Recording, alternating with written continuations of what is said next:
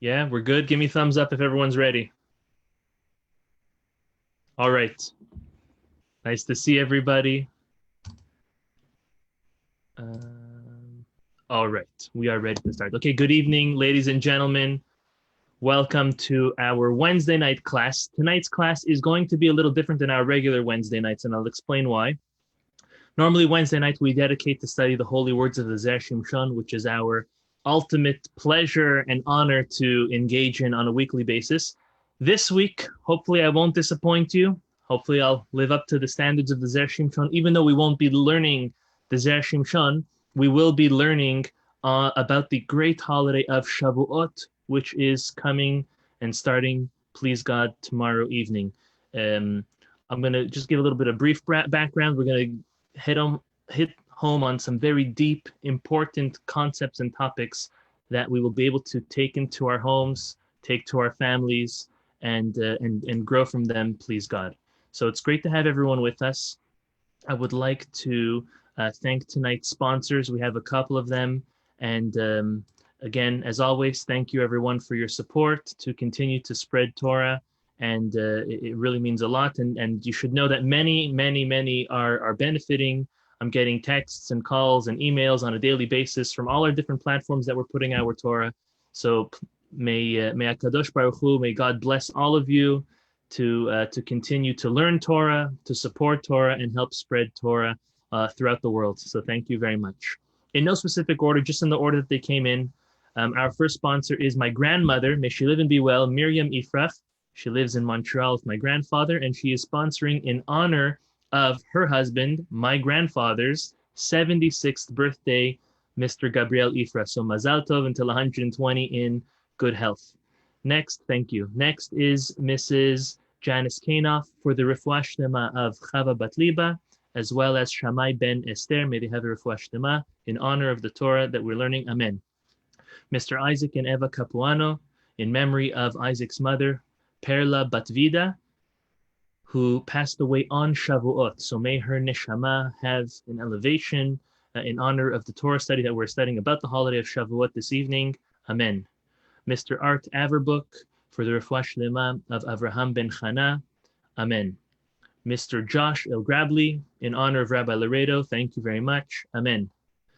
Ron and Eileen Friedman, a Mazal Tov to their dear friends and new grandparents, David and Ingrid Edery, on the birth of their granddaughter Chaya Tova, and a big Mazal Tov to the new parents, first-time parents, Gavriel and Malka Hassan, and also Refuah Shlema, speedy recovery for baby Chaya Tova Bat Malka Nechama. Amen. Last and not least, Heidi Leibowitz for the Refuah Shlema of Meir Chaim Ben Devora. May the Torah that we are studying be a merit for him to feel better, as well as all the others. Unfortunately, Meir Chaim Ben Devora has COVID-19, and may he have a speedy, quick recovery. Amen. That's it for the sponsors. Thank you, everyone. And now we're going to proceed with the class. So I just want to give a little bit of background of the Jewish holidays. And we do have a couple different holidays. If we look at the calendar, and it's from time to time, it's nice and it's important to always refer back to the calendar to know exactly what's going on and when. So if we start from the beginning of the year, and we'll say the beginning of the year for our purposes is Rosh Hashanah, the head of the new year, even though we know there's two different new years or beginning of the years, right? It's either Rosh Hashanah or Nisan, but we're going to go with Rosh Hashanah, the month of Tishrei. And when we go through the calendar year, we have to remind ourselves that there are certain holidays which are biblical holidays, and there are other holidays which are rabbinical holidays. So let's just go through them quickly. Let's start in the month of Tishrei. In the month of Tishrei, we have the obvious Rosh Hashanah, which is 2 days. Then we have Yom Kippur. We have Sukkot, which ends off with Simchat Torah. That is the first month. The next month, Mar Cheshvan, it's actually called Bitter Cheshvan. Unfortunately, there are no holidays in that month. And then we skip to the next one, which is Kislev. Kislev, there are no biblical holidays. However, there is the great holiday of Hanukkah. Hanukkah actually starts the 25th of Kislev and continues into the beginning of the month of Tevet. In Shevat, the following, so that covers Kislev and Tevet. In the month of Shevat, we have the great holiday. It's a rabbinical holiday. It's not a Torah holiday, obviously. That is Tu B'Shvat, where we celebrate the New Year for the trees. The following month is another rabbinical holiday, and that's the month of Adar, where we have Purim. The following month, the month of Nisan, is where we have our obvious Pesach, Passover, which we had this year not too long ago. After Passover, we have for the next 49 days, and we're finishing that up very soon. We're finishing it up, tomorrow. Tomorrow is the 49th day. We are counting the Omer. There's Lag BaOmer, obviously, in the month of Iyar.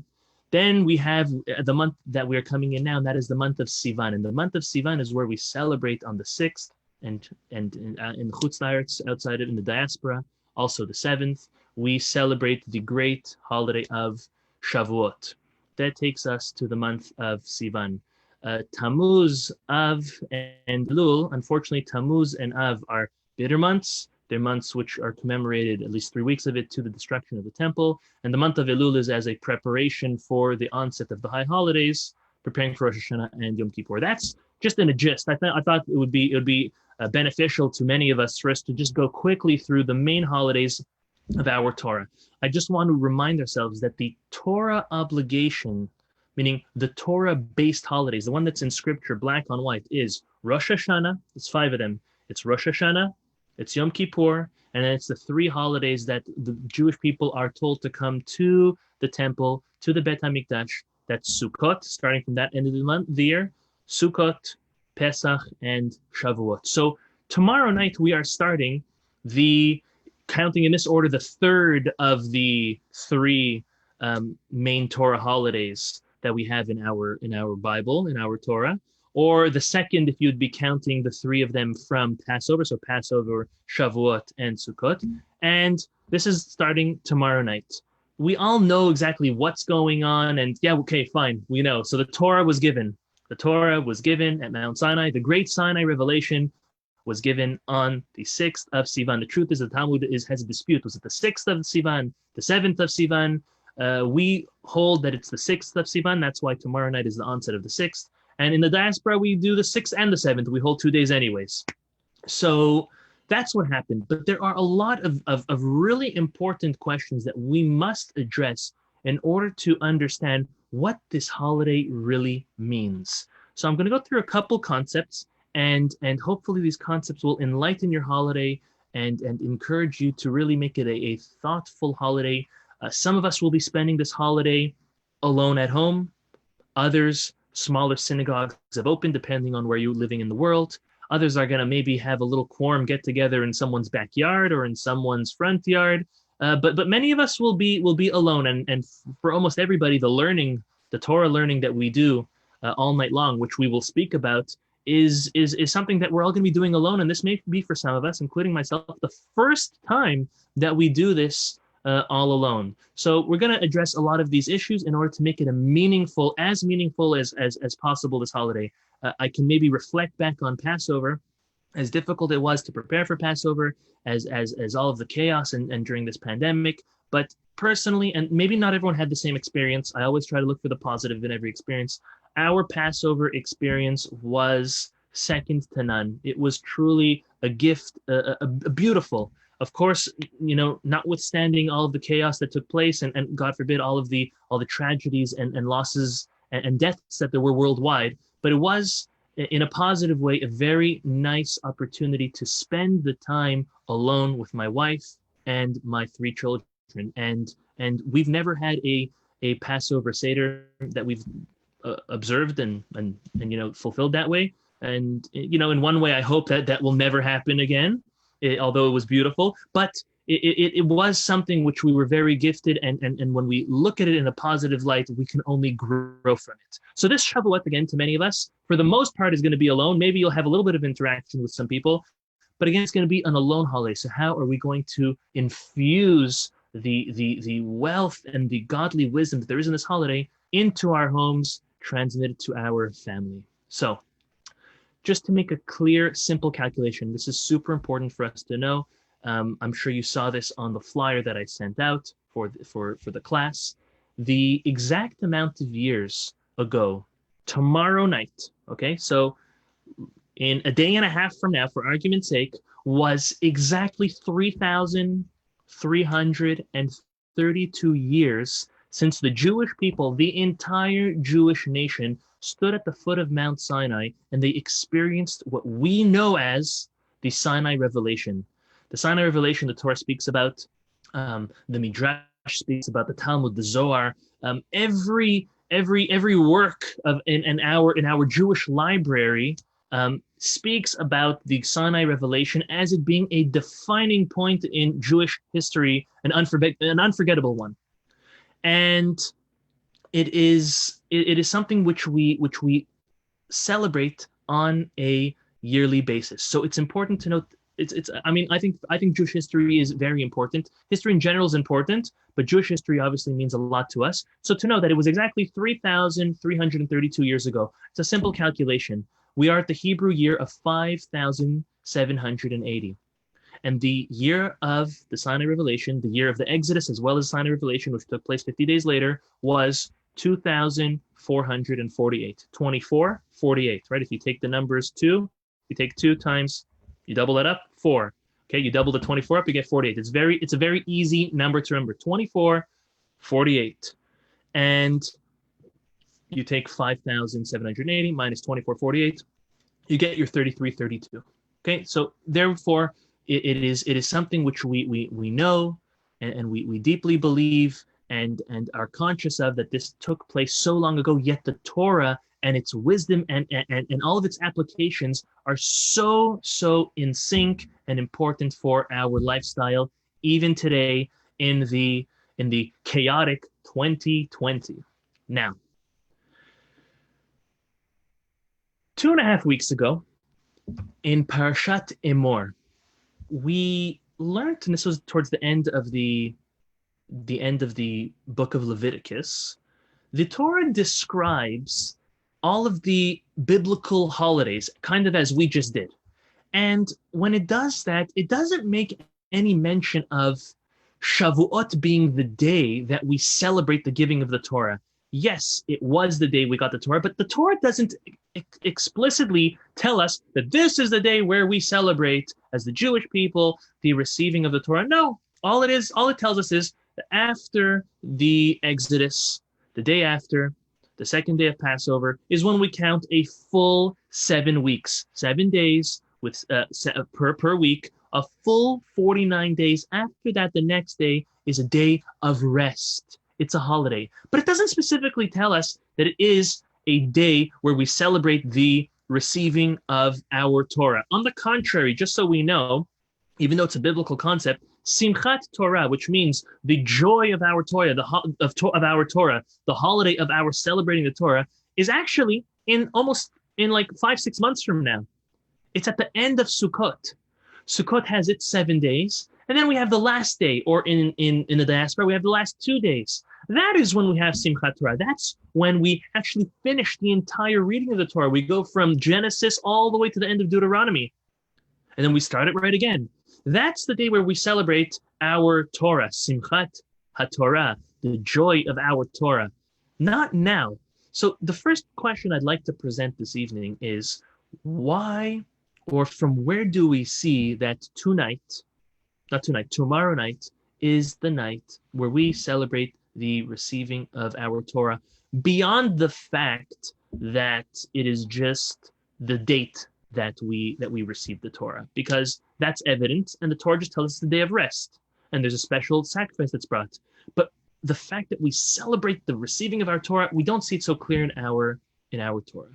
Now, I want to explain an interesting concept, and this has to do with gifts, right?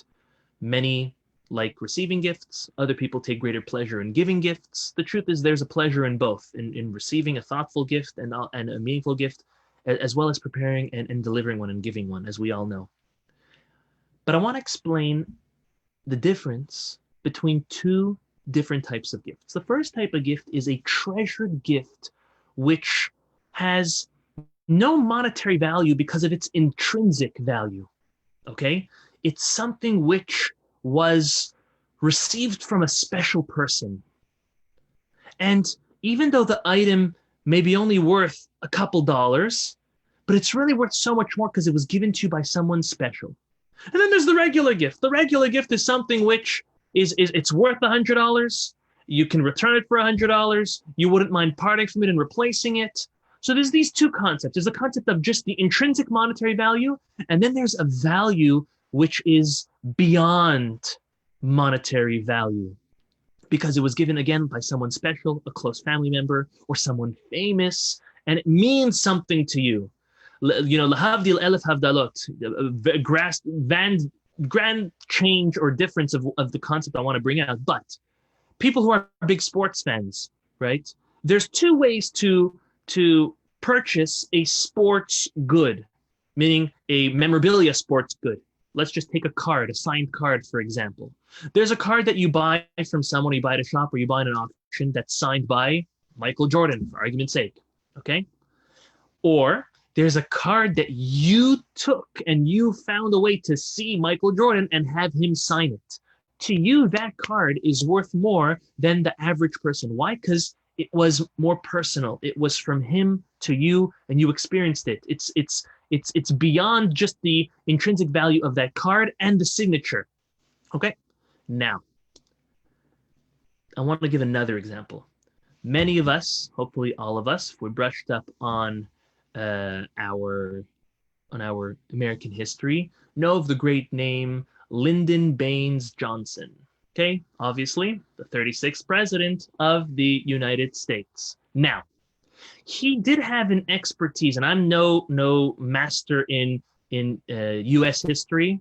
Again, I'm Canadian born. I never even learned the whole textbook, okay?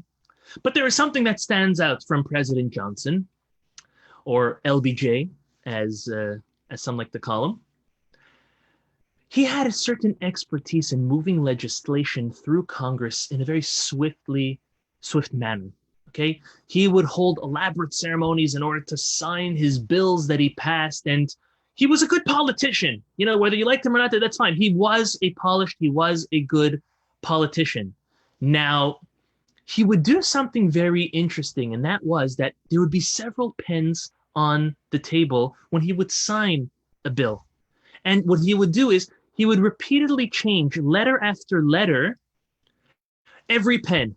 So let's count how many letters he has in his name. 6 plus another 6 plus another 7. So 19 letters for argument's sake, okay? He had 19 letters in his name. So he had 19 pens lined up on his desk.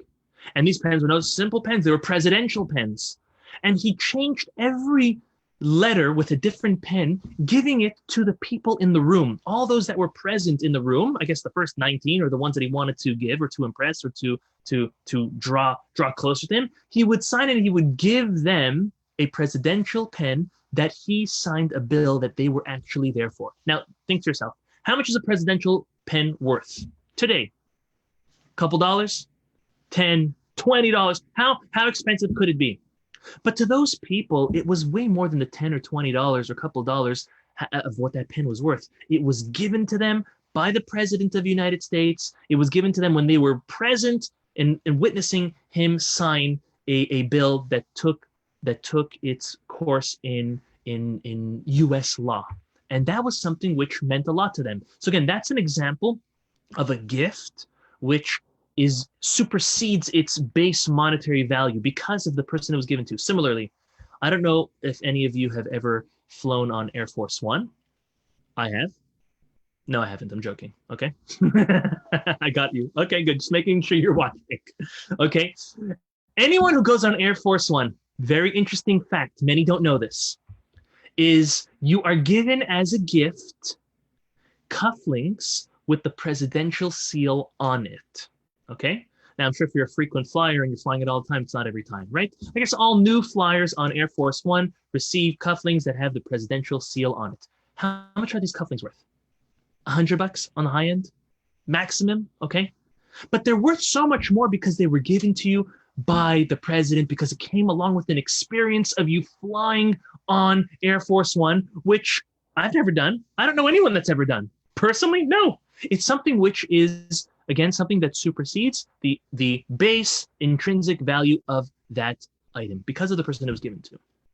Now, to make it more real, or I guess more sentimental to all of us, we each have these items at home which are sentimental to us. To most of us, it's family photos, family albums, memorabilia from the Holocaust, or from our parents, or from our grandparents, a pair of tefillin from a grandparent or great-grandparent, or a siddur, a prayer book, a letter that was written to you by, whether it's your parents, your grandparents, your sibling, your children. These are, or a piece of jewelry, right? A piece of jewelry from generations ago that's passed on from generation to generation, or silver candlesticks. All of these items are sentimental items. Yes, whether it's the jewelry or the candlesticks, and the silver could be, or the gold could be melted down and it would be worth X, but it's worth so much, multiple times worth more than to you because of the sentimental value that is present in that gift or in that item. Now, consider the following. What happens when these two types of gifts, the gift of where there's intrinsic monetary value, but then there is the idea of it was given to you by someone extremely special, some very sentimental, when those two are fused and they're given to you in a simultaneous experience, how much greater is that gift? How great of a respect would you have towards those gifts? Now, what if that gift or the giver of the gift was none other than God himself? And that's exactly what happened at Matan Torah, at the Sinai revelation. God gave us a Torah, which is a gift, which is invaluable in and of itself. There's so much wealth and wisdom in the Torah. It is our roadmap to our life and to those who've preceded us and those who will follow. But it also has the aspect of being given to us by a giver, which is someone very special, something very great, something which creates a relationship between us and the giver. That's the point of a gift. The point of a gift is because thought was given into it, and it was given from A to B, and it's supposed to link them closer together in that strong relationship. So on Shavuot, listen to this amazing interpretation. On Shavuot, what we're doing is we're actually celebrating both of these aspects, okay? The first on Shavuot and the second on Simchat Torah. Listen to the following. On Shavuot, you know what we're celebrating? We're celebrating the actual value of Torah, of how living a life with Torah is inherently valuable. Today, many rabbis speak about it. I speak about it myself. And would you ever contemplate what it means to live life without Torah? Now, there are some of us who are Baalei Teshuvah. We are returning back, coming back to God and learning a lot. And maybe we did live life with either absolutely no Torah or very little. And now we are exposed and we're experiencing life with an abundance of Torah, wisdom, values, philosophies, path, a roadmap. We understand that it is completely different, yet so valuable. Now, could we ever imagine a week without Shabbat? Could we ever imagine experiencing our children without raising them with a Jewish education? A year without the Jewish holidays? We don't need to look so far. I mean, of course, there's 613 aspects to our Torah, and each have hundreds, if not thousands, of different roots to them, or leaves or branches, let's put it that way. But living life without the Torah is something which we have to celebrate in and of itself. That the Torah itself is something valuable. That great value is what we are celebrating on Shavuot, and that starts tomorrow night. But now, think of it. What a great time to celebrate Simchat Torah, the joy of our Torah, the day that we actually finish the Torah and we started anew. That's at the end of Sukkot, at the end of the year, the beginning of a new year. It's a day where we celebrate not just finishing the Torah because now we've actually went through it and we understand it much more, but it's a day where we are celebrating its giver. We're celebrating the relationship that its giver and us have, God. So there's the Torah itself, the value that and the impact that that has on our life. But then there is what we celebrate on Simchat HaTorah at the end of Sukkot, and that is the great value which has almost no value. It's like that memorable, sentimental item that was given to you by a parent. Two people, a friend or not a friend, someone very far, an acquaintance gives you one item, and the very same item would be given to you by someone so close to you. It means so much more. And that's what we celebrate later on. So we're connecting to and we are appreciating the gift. That's what we're doing starting tomorrow night. But then we are appreciating and celebrating to the connection that we have with the giver. And that's what takes place on Simchat HaTorah after Sukkot. So what we need to do is we need to try to connect. And we won't be disappointed. We'll love it. The time of Shavuot, this time of the year, is a year to contemplate. How was the Sinai revelation? What type of experience was that? What does that mean for me today? How can I commit myself to learning more Torah, living our life with more Torah, thinking and looking at life in the lenses, in the eyes of the Torah and that great wisdom that God gave us. That's the first aspect I wanted to share with us tonight, the difference of those two different type of gifts, as well as when we actually celebrate each one of them. Now, I want to share with you a piece from the Talmud. This is a Talmud in Masechet Pesachim. It's on page 68b.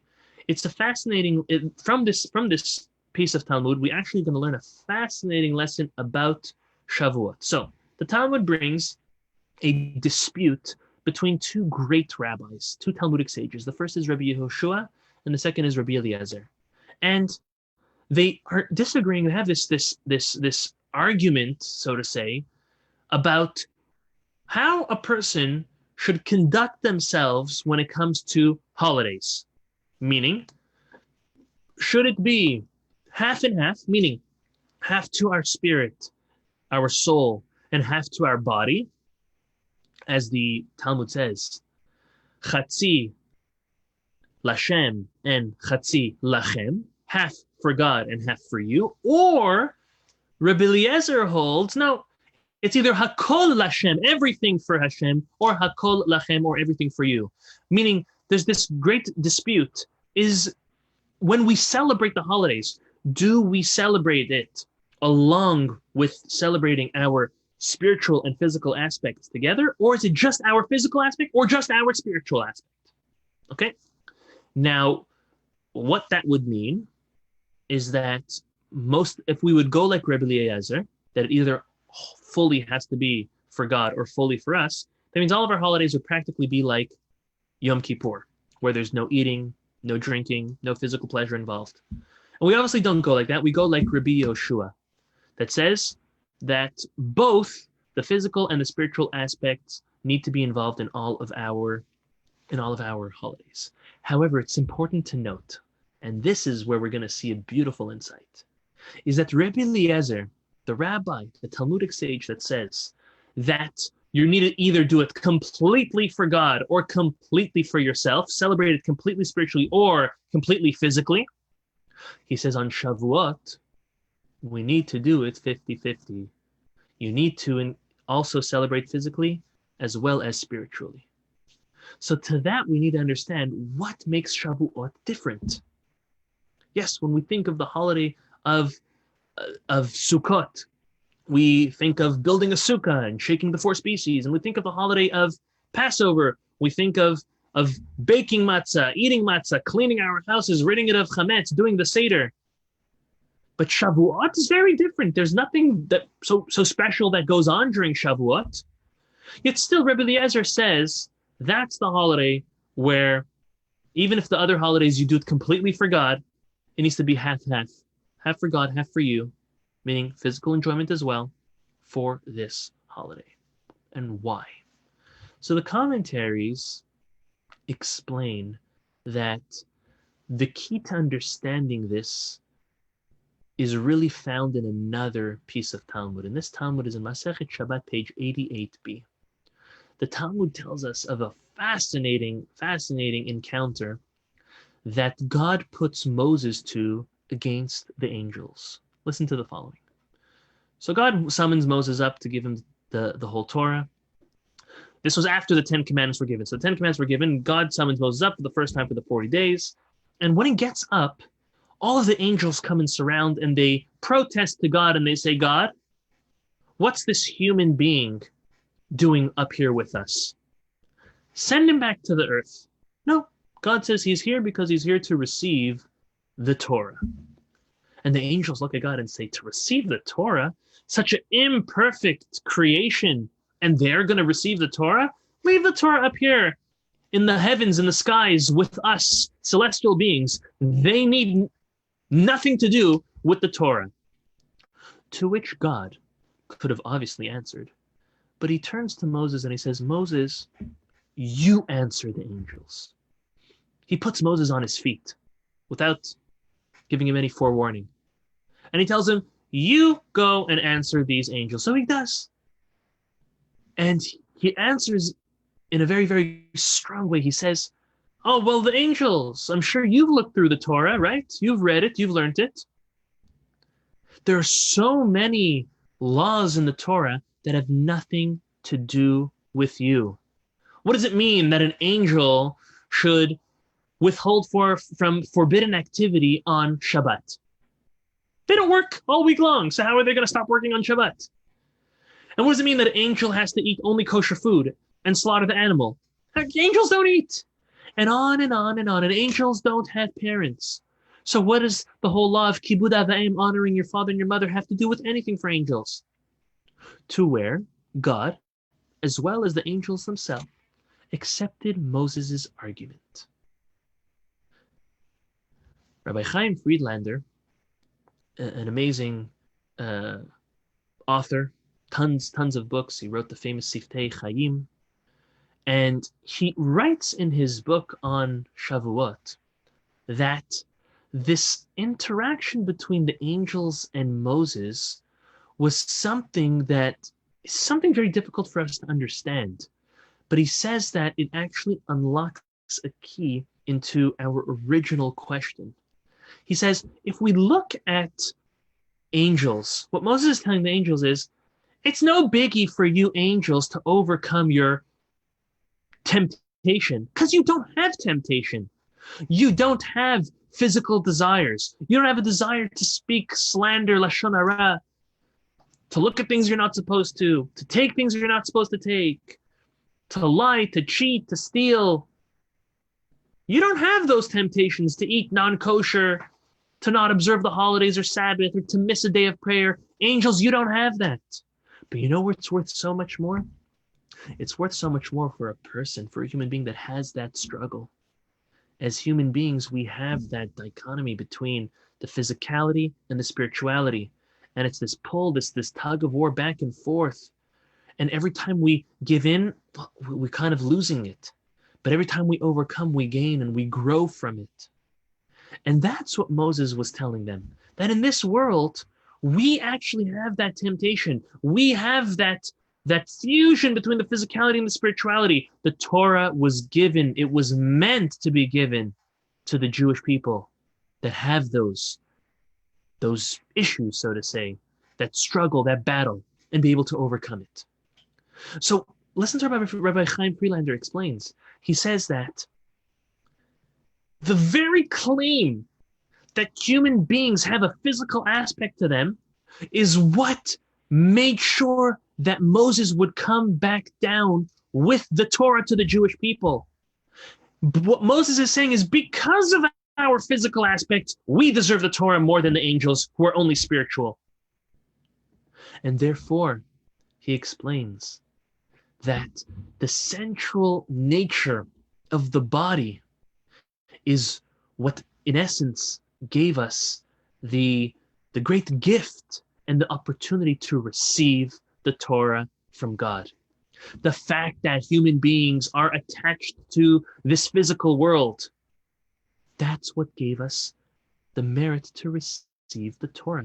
And now we can understand what the Talmud meant. Or to Rabbi Eliezer, who says either all for you or all for God, but says on Shavuot, you combine the two. And this is what the focus of the body on Shavuot has to do, is because We have. It was on this unique occasion, the unique occasion of Shavuot, of the receiving of the Torah, which could have purely been a spiritual one, but it's actually clothed in a physical garb in order that we can elevate ourselves through its observance. Through observing the Torah, we are able to elevate all physical aspects in our life. And it was those physical aspects. The Beis Halevi explains that the Jewish people received the Torah. So therefore, on Shavuot, we celebrate the physical aspects along with the spiritual aspects according to all. And I think that's a very powerful lesson, because if we look at the holiday of Shavuot, and that's the next thing we're going to do, there's three main features to the holiday of Shavuot, at least as it's brought down in Halacha. The first is, as we'll explain, is the staying up all night. That would mean tomorrow night, staying up all night. Doing what? Why? We'll get to that in a moment. The next is the idea of eating dairy food. What does that have to do with anything? We'll hear it in a moment. And the third is decorating the synagogues and our houses with flowers. What do these three things have to do with Shavuot? It's something that we're going to start, as of tomorrow night. So these are really the three aspects that we have on Shavuot. What do they mean? Why do they do them? And in essence, in some way, it actually feeds into the physical nature of the enjoyment that we're supposed to have on Shavuot. So listen to the following. We'll start with the first. One of the most prominent features of Shavuot is this universal custom for the men, or at least most men, to stay up all night learning Torah on the night of Shavuot. It's one of the two opportunities we have to customary nights that we have to stay up all night. Hoshana Rabbah, which is the last day of Sukkot, as well as tomorrow night, the first night of Shavuot. This tradition, this custom, is brought down by our sages because, we don't stay up all night for Passover. We don't stay up all night for any other holiday, not for Rosh Hashanah, not for Yom Kippur. So why on Shavuot? Well, the Magen Avraham brings from others as well, is that the night before the Jewish people received the Torah, they fell asleep. And God had to come and wake them up. Can you imagine? Okay, let's pause 1 second. There's one more thought I wanted to say. Because the Jewish people fell asleep the eve before receiving, the night of them receiving the Torah, we have this tradition that was instituted to stay up all night before the time of receiving Torah in order to rectify the failing of our ancestors, in order to make up for their mishap. The Arizal, Rabbi Yitzchak Luria Ashkenazi, obviously one of the greatest Kabbalists the world has ever seen, he says that anyone who stays up all night learning Shavuot is guaranteed to complete that year without any experience of having any harm, meaning they'll be healthy and happy. If something that we're looking forward to, all of us, especially with this pandemic that's going on, we all want to be healthy. We all want to survive this. So now, this explanation seems quite difficult. How do we understand that great people, the Jewish people at that time who experienced the 10 plagues, the splitting of the sea, them emerging from the sea, and now coming to Mount Sinai, just under 2 months after their exodus, they've had the past 12 months has been a living on the highest of clouds, witnessing and experiencing God. How could they oversleep the most momentous occasion of their lives when they're being told that God is going to come down himself and give them the Torah? Some of us have missed our flights because we've overslept, but I don't think any of us have missed our wedding day or our children's wedding day because we overslept. It just doesn't happen. The night before your wedding, you just don't fall asleep right away. There's a lot going through your mind. Hopefully all good things, but there's a lot going on. How is it possible that the Jewish people just tucked themselves to bed, went to sleep, as if nothing was going to happen? So listen to this.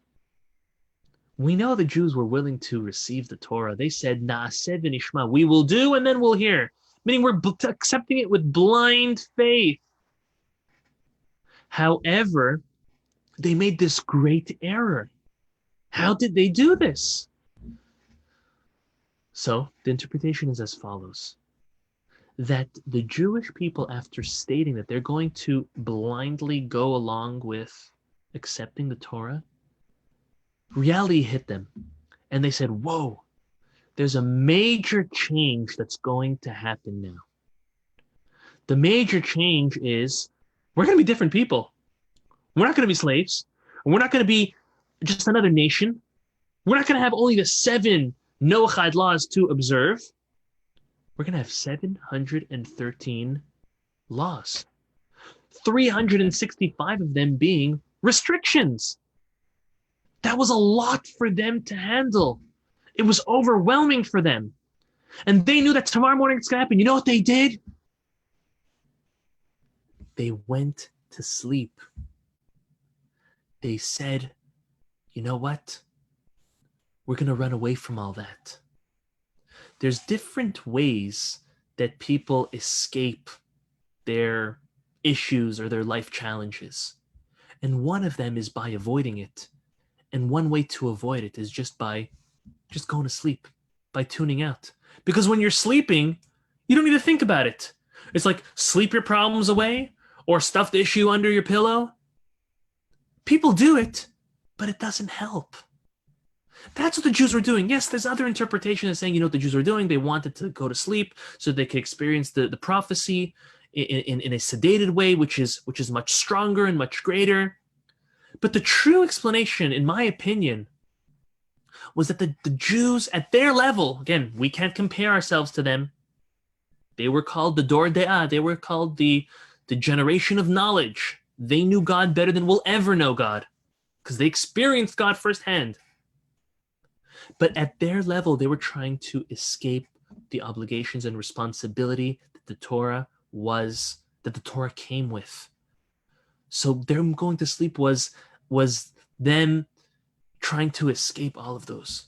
They were trying to avoid the challenges. They were trying to, at least temporarily, avoid any of those responsibilities that were going to come. Accordingly, people who do experience pain and difficulty try to do the same thing. But we know it's in vain. We know that you can't escape the issues. You need to face it, and you need to deal with it. So the tradition of staying up all night learning Torah is really a rectification for this subtle flaw that the Jews committed. Remaining up all night, what we're doing is we're showing that we are willing to face the responsibilities of life, the responsibilities and the accountability that comes with observing our Torah. We realize that fulfilling our Torah is no easy task. But in essence, it is the most rewarding and fulfilling.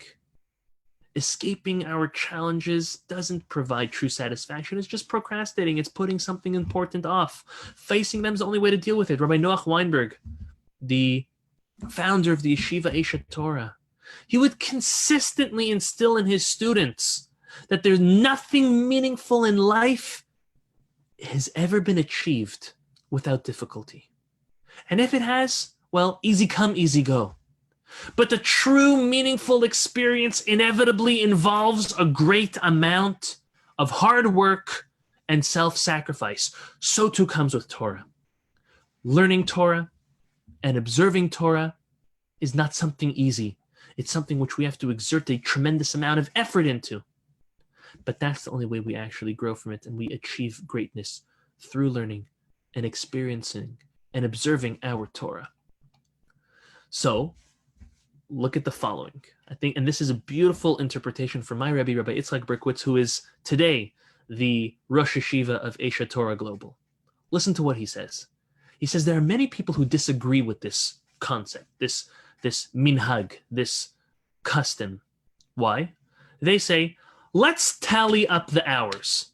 If a person stays up from 11 o'clock or midnight until 5 or 6 a.m., how many hours is that? 5, 6 hours of learning Torah in the middle of the night? Like, how clear or how productive can you possibly be? But let's say, why don't you just go to sleep? Okay, after the meal, learn for 2 hours, go to sleep, wake up the next morning early, pray, and learn 5 hours, and then learn a couple more hours in the afternoon. You have a lot more quality learning hours if you would just go to sleep and forget all this. And you know how you're going to make up for this mistake is you're going to put in more time to learn Torah on Shavuot. If you make the arithmetic, it makes sense. However, my Rebbe, Rabbi Berkowitz, he explains, the point's not in quantity. And you know what? It's not even in quality. Rather, it's an eagerness that we are willing to fulfill and display our deep love for our Torah. And that's why we stay up the night of Shavuot. And the method of learning, as is brought down in the Talmud, and still till today, many Sephardic Jews still do this. I do it myself. We do what's called the Tikkun Leil Shavuot. It's an order of specified learning for Shavuot. And we do some Torah, and we do some prophets, we do some of the writings, we do some Mishnah, some Talmud, some Zohar, some Midrash. It's a little bit of everything. You're like dabbling, you're going all over the place. Where does that come from? Explains Rabbi Berkowitz so powerfully. He says, imagine, I'm going to give 2 different examples. He says, imagine that back in the day, nowadays we've become desensitized, but back in the day you got a brand new piece of technology, whether it be a new computer, a new cell phone, a new gadget.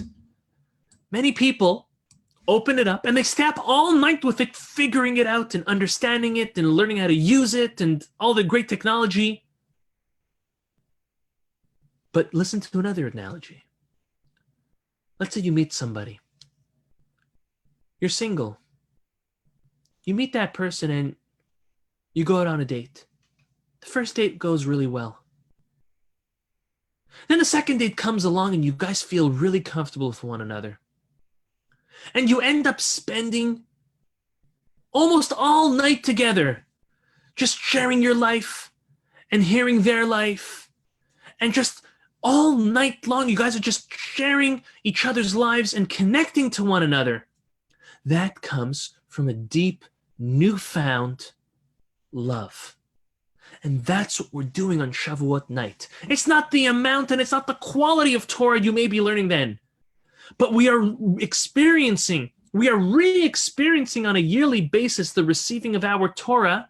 What greater way to do that is to express our enthusiasm, our love for it, by staying up with it all night. Like, I can't let go of this opportunity. I can't let go of this great gift. And that's why we stay up all night learning Torah on the night of Shavuot. Now this year, like I said, we're going to do it all alone at home.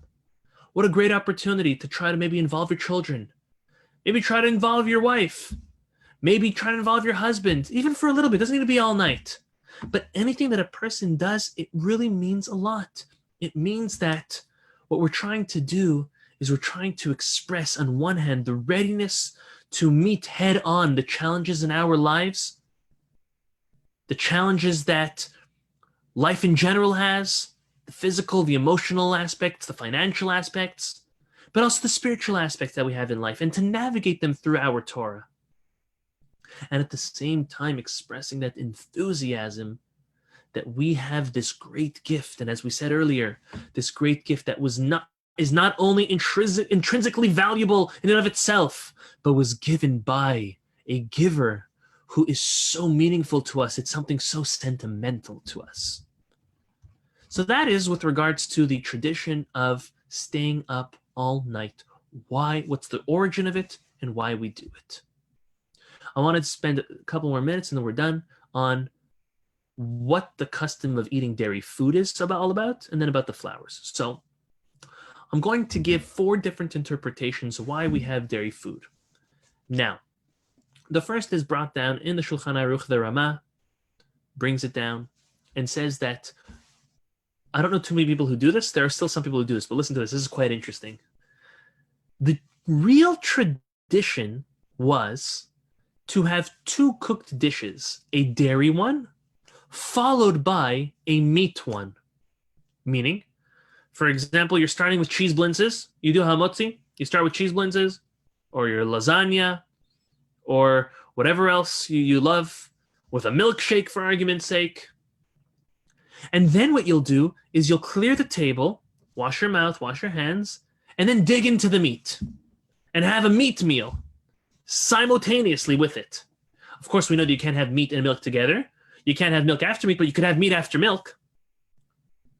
That is the real origin of the tradition of eating dairy. Now, again, many people don't do this for a lot of logistical reasons. You know, maybe you're going to have to change or clean the tablecloth, obviously different dishes.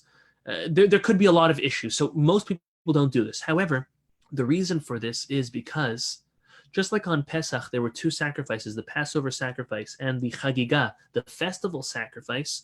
On Shavuot, there was 2 loaves of bread that were brought with the sacrifice. And these 2 loaves of bread each represented one of the loaf of bread that is eaten with the meat, and the other is the one with the dairy, and the other that is eaten with the meat.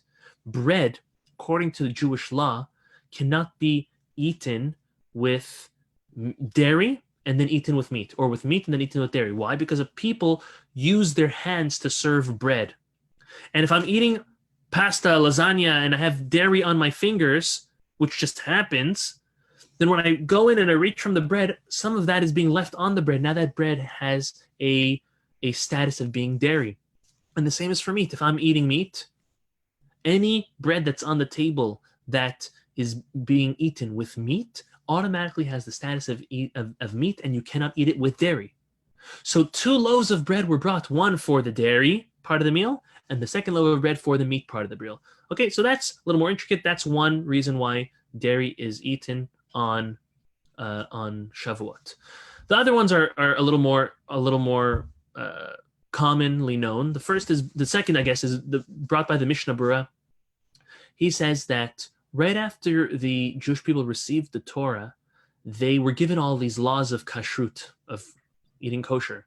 Now, to all of us, or many of us who keep kosher homes, who've kosherized your home just in general for kashrut, or kosherized it for Passover, understand that the laws of kashrut, of maintaining a kosher home, is intricate. There's a lot that goes into it. Now, having said that, the Jews now are just given a plethora of laws that have to do with keeping a kosher home. They didn't have anything kosher. Their utensils weren't kosher. Their knives weren't kosher. They would have to slaughter meat. So, according to the Mishnah Berurah, their meal was actually a dairy meal because that was the easiest thing for them to eat. Because all they had to do was milk the cows and then have a dairy meal, opposed to learning the laws of slaughtering an animal, having a kosher knife, doing it properly, having kosher meat dishes. Dairy's super easy. It was the quickest way to prepare a meal. And that's why they had dairy. So in commemoration, we also have dairy. Third explanation is also brought by the Mishnah Berurah, and he says that Torah is likened to the sweetness of milk and honey. Like we know, our land of Israel is referred to as the land of flowing milk and honey.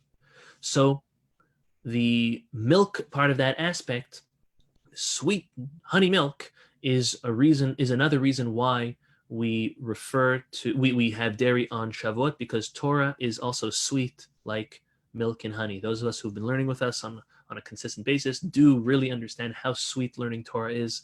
God has given us the great opportunity to learn Torah and enjoy it. I'll give a fourth answer. The fourth answer is also said that a mother's milk is what provides the infant with all of its basic nutritional needs. The Torah is the same way. If a person is looking for their spiritual needs, their emotional needs, and even their physical needs, It is found in Torah. So Torah is likened to milk. So I'm just going to review those. Number 1 was in commemoration of the 2 loaves. Number 2 was because it was the quickest meal because they didn't know how to kosherize it. They couldn't kosherize everything so quickly to celebrate. Number 3 was because Torah is sweet like milk and honey. That's why we have dairy products. And also the aspect of the nutritional needs, just like a baby, an infant from his mother, us to Torah. Torah is there supplying it. Now, practically speaking, people have different traditions. So I'll tell you my tradition. It's not set in stone, but many people have a meat meal the night of. And then, so let's say tomorrow night, and then the following morning, so Friday morning or Friday lunch, it would be a dairy meal. And it does make a lot of sense because the simchat Yom Tov, the joy of having a joyous festive meal is really with basar and yain, with meat and wine, as the Talmud, as the Rambam say, and simcha ella bebasar v'yain. There's no joy without meat and wine. That's the greatest type of meal. Now, having said that, I see those l'chaim to those who are have their cups of wine. Okay, with having said that, the main meal for a holiday is the night meal, that first meal, and therefore traditionally proper would be to have a meat meal that first night meal tomorrow night. The following morning, a dairy meal, Monday morning or Monday lunch, which is really the time that the Jewish people had their first dairy meal because the Torah was given to them in the morning at the crack of dawn on the 6th of Sivan. Right afterwards, they broke out in festivities and they had their meal. That was the dairy meal. So in my humble opinion, the greatest tradition way to do it would be having meat at night and then dairy for the morning or the lunch meal. Last but not least, we're going to just speak for a moment about the decorating of the flowers on Shavuot. I'll give you 2 reasons. One is brought down again in the Shulchan Aruch by the Rama. He says that we decorate our synagogues with plants and flowers, which does bring happiness. It brings joy. Flower is a beautiful creation of God. It brings us happiness and joy for the giving of Torah and the actual receiving of our Torah. And as we know, Mount Sinai did have flowers. It wasn't the tallest, it wasn't the boldest, it wasn't the greatest, it wasn't the biggest, but it was a humble, beautiful mountain that did have flowers on it. So that's one aspect. Another aspect of why flowers is because on Shavuot is the time where the world is judged on the fruit of its tree. Yes, it's not the Rosh Hashanah le'ilanot. We know that is by Tu B'Shvat, as we mentioned earlier. But still in Shavuot, we are judged for the fruit of our trees. So it is a time to pray for good crop. So that's another reason why we have flowers on Shavuot. I think we went with a lot. I want to do a quick recap. It may take me a minute. And then if anyone has any questions, we can go for it. So at first, we just gave a brief explanation or a recap of all of the holidays of the Torah. Then we spoke about this dual gift of the Torah, that not only is it intrinsically valuable, but it's given to us by an ultimate giver that creates not only a bond, but a very strong relationship because it was given in it's a sentimental gift. That was the first thing we spoke about. Then we spoke about the idea of making peace between the body and the soul, that according to all opinions, Shavuot is a holiday where we also indulge physically, not only spiritually, where we eat and we sleep and we enjoy. And that's because in Moses' very own argument to the angels for the Jewish people to receive the Torah was the fact that we are physical beings, and only through the observance and learning of Torah we're able to elevate the physical aspects in our life. Then we spoke about the great tradition of staying up all night, staying awake all night. Its source because the Jewish people slept, rectifying it by staying up all night. How some explained that they wanted to feel closer to God by being sedated by experiencing the Sinai revelation, but then we said no, really they were trying to escape the responsibilities that came and the obligations with the Torah, and how we need to face our issues in life and face the responsibilities that we have coming our way, and how staying up all night is really about expressing that love and that enjoyment and that enthusiasm we have for Torah. Then we just spoke about the custom, 4 reasons why we have dairy food, and then 2 different reasons for having flowers on Shavuot. With that, I will allow anyone that has a question on Shavuot. Please, I'm going to allow you to unmute yourselves. Give me a moment. Hi. Okay, anyone who has a question, you can unmute yourself and the questions. Go. Oh, sorry, I forgot to mention. Okay, one last thing I wanted to mention. I completely forgot. We do have a corporate sponsor for tonight's class, as it said in the flyer. So sorry for forgetting to mention that. And anyone who's on now will be entering a raffle. And while I'm taking the questions, I'm going to quickly write the names down. But very, very interesting. A new flower shop opened here in Hollywood by 2 very good friends of mine. And great prices, great produce. Ever since they've opened, I've been getting flowers from them. I encourage all of you to go to them. It's called Beautiful Blossom. It's on Sterling Road. The address, the phone number I sent out earlier on. Here, I'll show it to you. Here we go. Oh, you don't have the address, but I sent it out, so you'll be able to go and order from them for Shavuot. Again, we just spoke about having flowers for Shavuot, so that's Beautiful Blossom. It's on Sterling Road. Anyone who does mention that they are going because of either Rabbi Laredo sent you or Miami Torah Center, a part of it will be donated back to our cause. So that's obviously very nice. Would thank you for that.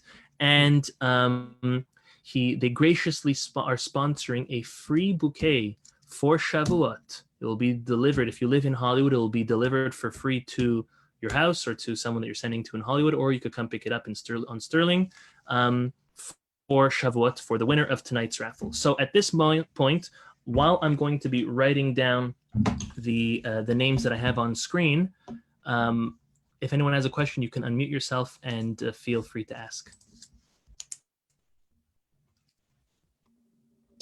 Anyone? Yes, Rabbi. Hi, how are you, Eva? Good. So my question is this. So you said that the people slept, Bnei Israel slept the night before because, yes. They wanted to be prepared maybe, for all the laws that they were going to be given and all that. But how did they know that they're going to have 613 mitzvot and they're going to have all this? Moses did not. Right. Good question. Maybe they didn't know. Good question. Maybe they didn't know that they were going to have 613, but they knew that there was going to be a lot of responsibility. They knew that life was about to change drastically for them. That's right, but Moses didn't come down yet, so he didn't tell them. They were just like expecting to get a Torah, but Moses didn't even go up yet. Moses, just the 10 commandments were given to the Jewish people, and then Moses goes up. Right, but they were not aware of what they're going to receive. Yes, they knew they had to have Torah and everything, but okay. You're right. They didn't know. They did not know what they were going to receive. You're right. Anything else from you? I don't know. I have a question. Okay. Yes. Anyone has a next question? Go for it. Mrs. Ben-Chorin. Hi. So the Lechem Apanim, so we've been hearing about it for a while. So it stayed like the whole week, and it's like rice, and it was hot always. Was it just a symbolic, or someone actually ate it, the Kohanim? The Kohanim ate the lechem apanim. Okay, first of all, we didn't speak about the lechem apanim. We spoke about 2 loaves that were brought with the korban, just not to confuse anybody. Lechem apanim was the showbread. That is a completely different aspect, and that was brought. That was something that was eaten. That was something that was eaten by the Kohanim at the end of every week. Oh, at the end of the week. I always get confused. Okay, sorry, it wasn't related. Yeah, thank you. Yes, Mrs. Friedman. You're on mute. Good evening, everybody. Just to bring up before that someone mentioned about. We can't hear you well. I'm sorry. Hold on. I'm here. It's still low. It's low? Is it better now? Yes, now it's good. But back to someone who mentioned before about. No, we can't hear you at all. Sorry. Oh, okay. Sorry then. Oh, that's not working? Okay. I'm sorry then. I can't ask you anything. Okay, fine. Okay. Write But it if down. you move Maybe she should closer, Maybe write move a it little down in the closer. chat. move closer to the speaker and then we'll hear you, because whenever you moved closer, we heard better. Yes. Try that. Or either she should write on the chat and she asks. Okay, we're almost ready for the draw. 1 second. Want to make sure I got everyone in. Excuse me, Rabbi. Yes, Johan, how are you? Go for it. I'm good. They didn't really receive the Torah on Shavuot, didn't they? No, they got the 10 Commandments. Oh, And then when Moses came down, he broke the Luchot. Right, that's all. No. He broke the Luchot 40 days later. That's by Shivasar B'Tammuz. Okay, I thought the Luchot we got only on Yom Kippur. No, that was the second tablets and the Torah scroll. Okay. Yom Ten Kippur. Commandments, not the Torah. Yeah, he never got I'm trying to he see. never got Torah. For the purpose of this raffle, I'm only including those of you who are actually living in Florida because I don't think anyone is traveling here for a bouquet of 24 roses, right? Right. No, but maybe we could give it to someone we know in Florida. That's right. That's true. Yeah, you know someone in Hollywood you want to send it to besides for me. Don't worry, I'm getting flowers. I'm getting flowers anyways. That's cute. Rabbi, can I ask you, please, do you have a timeline for the questions that was just asked about when we received the 10 Commandments, when Moshe Rabbeinu went back up? Yeah. I'll here. Let me show 'Cause you. it I'm would ready be- for it the would be raffle, but nice just to see it in the order that it happened, then we Okay. can visualize it, and then it's anyone much who has more- this at home. Anyone? Thank you, Mom. Great idea. Anyone who has this at home. Yeah. Let me put this over here. The Art Scroll Chumash, the new edition with the 1 second. The new Chumash of Art Scroll with the edition that has a good how many pages over here?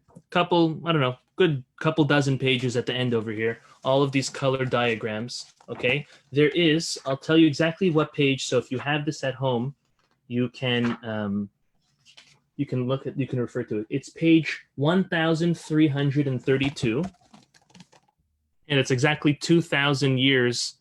2,000 off of how many years ago Shavuot is, the giving of the Torah is, right? We said 3332. This is 1332. Okay, so on page, I don't think you can see it clearly through the camera, but on this page over here, the title is Moses' Ascent onto Mount Sinai, and it gives you the dates. Okay, the dates of the 3 times he goes on. You see the 40 days, and then when he comes down, and what exactly happens then. So this is on the 6th of Sivan, the 10 Commandments were given to the Jewish people orally, and then the next day, on the 7th, is when he went up for 40 days. He came back down on the 16th. The 16th they expected him. The 17th of Tammuz, is when Moses came down. He broke the tablets. The following day, on the 18th, he goes up for another 40 days. That brings them to the 29th of Av. At that point, he comes down and says, God is going to forgive you. He goes up for another 40 days, and that's when he comes back down on Yom Kippur at the end of the 3rd time going up. He comes back down with the 2nd tablets as well as the Torah scroll. So this is all clear with the sources and everything. Again, it's on 1332 in the Art Scroll Chumash at the end. It's very, very important and good to see. So great question. All right. I'll be able to take another question afterwards just to let anyone go who wants to go. I'm just mixing up over here. And Rabbi, if you look in the chat, Mrs. Friedman wrote very clearly her question. It's an excellent question. Okay, If I'm you going to would look at it. answer that, that would be wonderful for everyone. And would you please take a picture of that? Because my art scroll is not so new and I don't have that chart in it. And then you could send it all to us on the WhatsApp chat. Good idea. I'll do that. Question for Avraham Emunah Tishuva. Are you in Florida? I'm in Montreal. Montreal, okay. Somebody in Florida. You have someone in Florida that you would send it to? Yes. All right, I'm going to add your name in. Thank you. I appreciate it. Okay. Okay. This and who else didn't I put in? I'm trying to look at everyone. I think I got Mechila if I'm missing anyone, but I think I got everybody. It's a one-man show over here. Okay, ready? Mixing.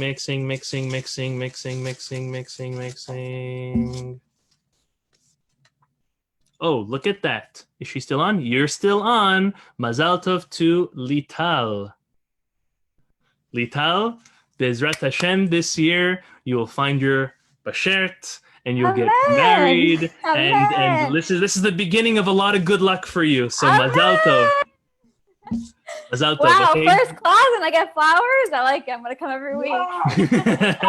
Yuppie. Yeah. Amen. Beautiful. You deserve it. God bless you. And thank you everyone for coming. Okay, you could stay on. We have a couple more questions we're going to address. And if you have any more, I'll take some. Let me just look in the chat for some questions that was sent to me. Eileen, I don't see your question. You want to ask it? Oh, no, it wasn't Eileen. It was Yasmin Friedman. Okay, let's see here. I'm confused. Ezer Shimshon says that Hashem said the first 2 commandments to the Jews, and that was too much for them. Okay.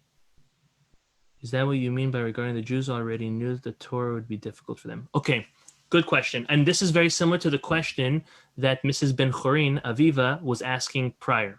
The answer is as follows. Let me explain again. The question is how come were the Jews so scared to accept the Torah, they didn't even know what they were going to accept? Correct.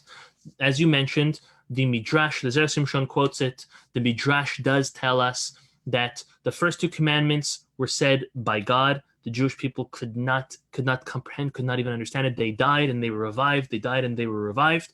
And till they begged Moses to give them the other 8, the subsequent 8. The Zer Shimshon speaks about that at length. We've learned about that.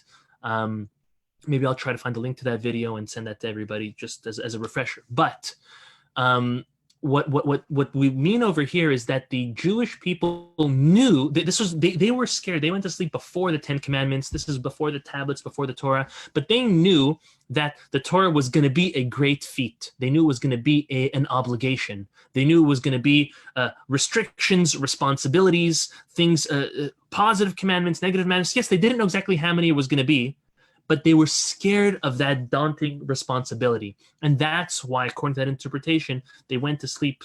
They went to sleep in order to try to avoid and delay assuming that responsibility. Okay? Rabbi, Yes, Isaac. I got a question. I heard a different interpretation, and forgive me, but I like the other one better because I'm sticking up now for my Jewish ancestors. It's not perhaps that they went to sleep for that reason, but they say that they wanted to make sure that the next day they will be so happy and so restful to receive the Torah that really it was also a mistake, like you said, about getting married, the same idea, you don't sleep that night, but they made a mistake. But however, they did it for the right reasons. That's what I heard. Good. So I did mention that briefly. Maybe I didn't give enough weight to that reason. That is one reason that's given, and that on their level, right, that's not a bad thing. It's not a bad thing to go to sleep to get rest for the next day, right? But on their great level, it's something that was they're frowned upon for. That is one interpretation. Yes. The interpretation that I'm giving is a different one. It's the one that I always remember my Rebbe speaking about and elaborating on. But both there are two. That's the beauty of Torah. There's different ways to look at many different things. Thank you. Okay. Any last questions? Yeah, Lital. I have a quick question. Can you explain why we celebrate or we start and end the Torah and Sukkot? I wasn't understanding that part. Okay, good. So the way that we read our Torah on a weekly basis is something which was instituted in the time of, if I recall correctly, it was in the time of the Second Temple, or after the destruction even of the Second Temple. And yes, it was by Ezra HaSofer. Prior to that, the Torah was finished approximately every 2.5 to 3 years. Okay, they'd be going based on whatever speed or something that the Bet Hamikdash was doing it, and only every 2.5 or 3 years they finished the Torah. So that means Parashat Bereshit was only learned every 2.5 or 3 years, and the same for every other parasha. After around the destruction of the Second Temple, they instituted that, you know what? There's 54 Torah portions. There's 52 weeks in the year. Let's speed it up a little in order that people have more opportunities to go over the Torah more often. And that's what happened. They said, what a better time to do it than around the holidays. So really, right after Rosh Hashanah is Shabbat Shuvah. That's literally when we finish the Torah. Okay? And this is obviously the last parasha that we read. The Zot HaBracha is when we actually read on the end of Sukkot, and then we start right away the new one. So that's why that is the part of the year where we end and we start. We do that because we are already in a tradition for years and years and years now, for centuries, that we start and end the Torah by the beginning of the year. Okay. Good? Did I answer the question? Yeah, I just would think that the rabbis would want to start it on Shavuot, which is when we receive the Torah, but I guess... Right, so listen to a nice interpretation that on Shavuot we receive the Torah, and now we have time, 6 months to spend learning it and really trying to understand it, and now we can really appreciate it and celebrate it on Simchat HaTorah once we've already experienced it, right? When you have a brand new gift, you're excited about it, but you really don't know what it does. Now that you've spent 6 months with it and you've learned it and you've grew from it, now you're able to re-celebrate it. I see. All right. The Ben Ish Chai gives a beautiful analogy. He asks Simchat Torah, what are we celebrating? Right? We got the Torah, we're celebrating that, Shavuot time. So he says, imagine for all of us son-in-laws, or maybe it's even for a daughter-in-law, but for all of us son-in-laws, listen to a great, beautiful thing, right? The night of the wedding, everyone's very happy, right? You obviously thank your father-in-law, your mother-in-law for giving you their daughter. But imagine at your first year anniversary, not only writing a card and celebrating it with your wife, but also thanking, or maybe even writing a card to your in-laws, thanking them for the great gift, right? So that's the analogy that he says, that not only do we celebrate receiving the Torah, receiving of the Torah, but after experiencing it, that's when we celebrate again. I see. I like it. Okay, Isaac, you had a question. I'm sorry. I thought you were finished there. I interrupted. And the reason for Tuesdays and Thursdays? What's that? Reading Torah. You mean Mondays and Thursday? Mondays and Thursdays, excuse me. Mondays and Thursdays. Okay, Monday and Thursday. Okay, Eileen, sorry, I just saw your text now, sorry. Okay, Mondays and Thursdays is as follows. We should not go, the sages said we should not go 3 days without listening or learning Torah. Obviously, we need to learn Torah every day, but at least in a formal way in the synagogue, and that's why we read the Torah Monday, Thursday, and Shabbat. So this way there's never an elapsed 3 days without listening to the reading of the Torah. Thank you. Okay. All right. Any last questions? Eileen? Chag Sameach, Rabbi. Chag Sameach. Chag Sameach, everyone. Chag Sameach, thank you for everything. Chag Sameach to everybody. You're welcome. Thank you. Okay, Eileen, last question. Go for it. There's a lot going on this weekend with Shavuot. Yes. Right? We have it Thursday night. We light our candle, right? We light our Yom Tov. I just want to make sure I get it right. We light a candle Thursday night, and then we have to have like a long candle because for Friday night we have to light from that. Is that correct? Yeah. Okay. Good question. Let me. The Yiska coming up. Like there's like a lot happening. Yes. Okay. Good. Let me give a quick recap on this. Quick recap for the kiddush as well as the candle lightings. I think it's very noteworthy to bring it up. Yes. Thank you for reminding me. Okay. It goes as follows. Tomorrow night you're going to light the candles. You're going to light the candles for Yom Tov.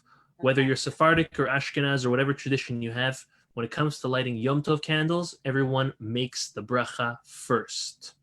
Okay? Some have the tradition, some women have the tradition to make a shechianu, but most don't. Most don't. Okay. So tomorrow night you're going to light let's say 2 candles or maybe even more, whatever, but at least 2 candles for Yom Tov. You're going to make the blessing, Ladlik Ner Shel Yom Tov, and you're going to light them. You're going to take that match or that wick and you're going to let it down, and you're going to let it extinguish itself. You're not going to extinguish it yourself. Meaning you're not going to do this to it. You're not going to blow it out. You're just going to put it down on a little cup or a little plate and let it burn out on its own. That's when it comes to lighting. Before that, you should light, or simultaneously, you should light a long candle, like a yahrzeit candle. So this way you'll have what to light for the following evening. Now, the following evening, you will be able to light a Yizkor candle, again, from flame to flame, if you want to. Friday night? And what? On Friday night, you like prior to Friday night, right? Prior to the onset of Shabbat, because on Shabbat we can't play around, so to say, with fire. We can't transfer fire. So prior to Shabbat, you can light a Yizkor candle. You can also, and then you're going to light your Shabbat candles. But your Shabbat candles, for those of us who live outside of Israel, those who live in Israel, it's regular Shabbat. But for those of us who live outside of Israel, it's actually Shabbat and Yom Tov candles. Meaning the blessing you're going to make is Ladlik Ner Shel Shabbat ve Yom Tov. Okay, that's going to be the blessing we're going to make for Friday night's candles that we light before the onset of Shabbat, meaning before 18 minutes or more before sundown. Kiddush-wise, important to note, Kiddush tomorrow night is Yom Tov Kiddush. Kiddush of Friday night is going to be Yom Tov Kiddush with the insertion of Shabbat, meaning it's not Shabbat with the insert of Yom Tov, because that doesn't exist. It's Friday night is going to be a Yom Tov Kiddush with the insert of Shabbat, as it respectively in your Machzorim and your Sidurim. Motzei Shabbat is going to be a regular Havdalah, like Shabbat Havdalah, since it's also the end of Shabbat. Please don't forget to do Eruv Tavshilin. That will give you the opportunity to cook or prepare from Friday's Yom Tov until Shabbat. Doing that, you can take a loaf of bread and or an egg. Well, no, and an egg, ideally, and save that. Make the blessing on it, and then as it has in your Siddur, and then after that, put that aside and eat it for Seudah Shlishit or any other time on Shabbat. Any further questions on that? You can either ask me or private message me, but all of those stuff are found in the regular Siddur, in the Machzor, the special prayer book for the holiday. Thank you.